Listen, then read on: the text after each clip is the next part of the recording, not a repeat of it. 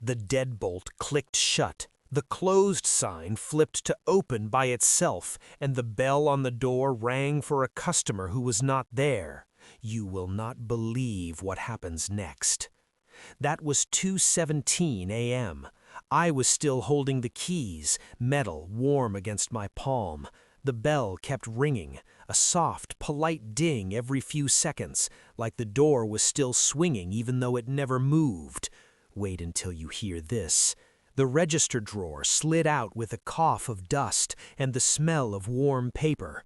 The receipt roll unspooled by itself, the edge curling like a tongue. Outside there were no headlights, no tires on gravel, just the hiss of the highway and the wet shine of pump glass. I said, "We are closed," to an empty lot, and the open sign blinked at me anyway. You think that's bad? It gets worse. When I took the night shift at mile 78, my manager handed me that card like a confession. You will not believe what happened after that. Rule 1, never acknowledge the third knock. Rule 2, if pump 4 starts by itself, let it run until it stops. Rule 3, do not look into the restroom mirror after midnight. Rule 4, keep the freezer door latched even if you hear it breathing. He said it like a joke, then locked his car and left me with the buzzing lights, the sticky tile, and the sour smell of old coffee soaked into the counter. The night shift was supposed to be quiet. A trucker, a few late tourists, the occasional kid buying energy drinks. This is where it starts to feel impossible. That card sat under the register like a dare. I killed the main breaker. The lights died for half a breath, then they came back with a wet pop like something inhaled. You won't see this coming. The coffee pot was full again. It steamed, thick and brown, and the smell was not coffee anymore. It was pennies and burnt sugar, the kind of sweet that makes your teeth ache. The roller grill started up, dragging 2 shriveled hot dogs back and forth, their skins wrinkled and glossy, squeaking against the metal like wet rubber.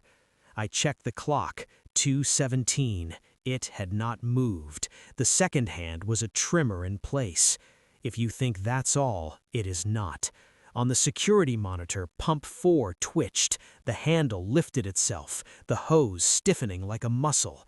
Gasoline hissed into the empty air, and the scent turned sharp and green, like antifreeze and cut grass. 2 knocks on the door, slow and spaced. I held my breath. The third knock came from behind me, a hard rap on the metal of the cooler, close enough to make the bottles inside clink. You are not ready for what happens next. I did not answer. I did not move. The bell rang anyway. In the convex mirror, someone stood at the counter. What I saw next still makes my hands shake. A man in a soaked jacket, the same faded logo as mine, dripping clear water that never touched the floor. His skin was the color of receipt paper, fibrous and thin, with little curls at the edges where his sleeves frayed. He did not look at me, he looked through me, eyes flat and glossy like old coins. "Regular," he said. His voice was the sound a radio makes when you turn the dial too far. "Fill it up." He set a handful of coins on the counter. They were cold, slick, and left black smears like old engine grease. There was no car outside, but pump 4 kept hissing, a steady exhale that smelled like chemicals and summer grass. And then it got worse. This is the part you won't believe. I reached for the logbook to steady myself and found it open to a page I had never written. Rows of names, dates, times, all of them ending at 2:17. The ink was smeared, like the words were written with wet fingers. My name was next, already half-formed, the letters thin and hungry. I looked up and saw his name on the jacket, mine stitched in a place where a name should be.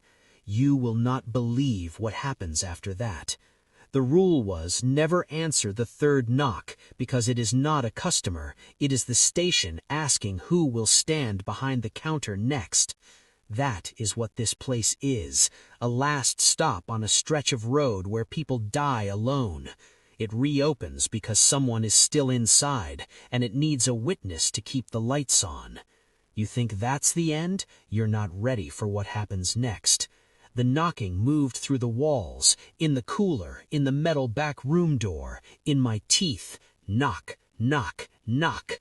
The next sound changed everything. I grabbed the phone to call 911. It breathed in my ear and gave me a tone that matched the pump hiss.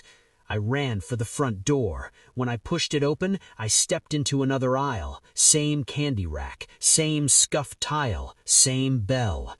The register spat out a receipt that dragged across the counter and onto the floor. It was warm, still damp from the printer. It said, "Paid in full." It said, "My name." The man behind the counter smiled without changing his face. His hand touched my wrist, and my skin went cold and tight like wax cooling in a mold. You won't believe what happens next. The bell rang once more, and I felt it inside my ribs. I wish I could say that's the worst of it, but it is not. It only gets stranger. If you drive past mile 78 and you see the canopy lights glowing over an empty lot, do not stop. If the door is locked and the bell rings before you touch it, keep driving. The station reopens because it needs a clerk. The night shift does not end. The sign says open 24 hours, and now I do too.